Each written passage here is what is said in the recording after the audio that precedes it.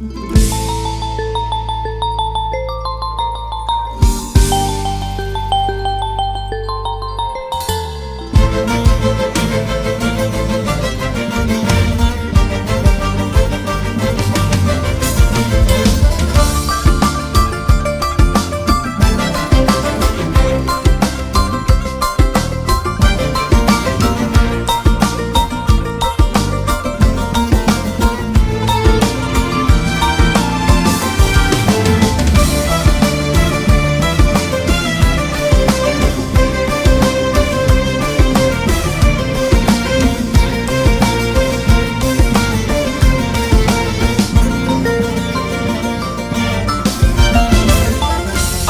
yok iken gönlüme girdin, bana türlü türlü ümitler verdin.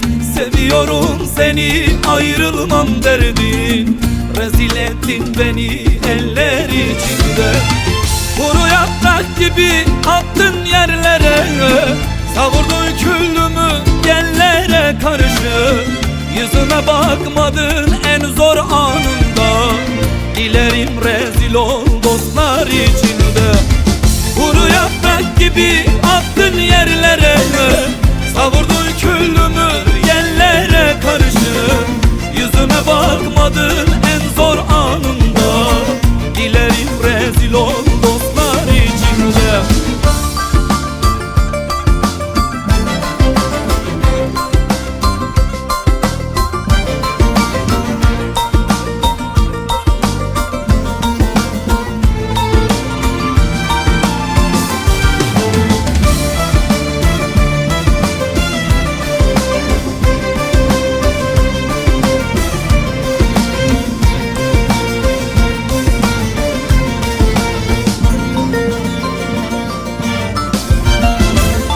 Yazık sen kendini bir kulla sattın, güzel aşkımıza hileler kattın.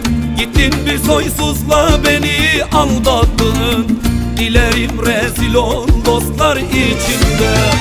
Kuru yaprak gibi attın yerlere, savurdun küllümü yerlere karşı.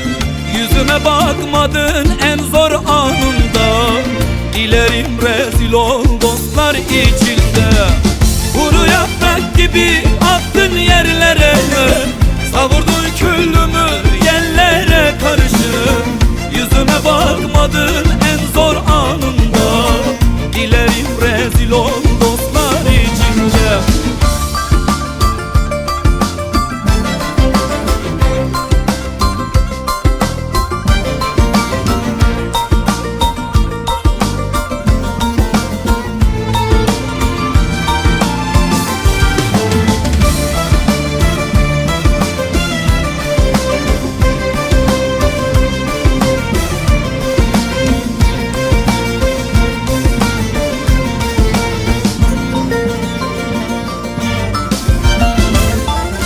Sonunda beni hepten ağlattın, yaram iyileşmeden vurdun kanattın.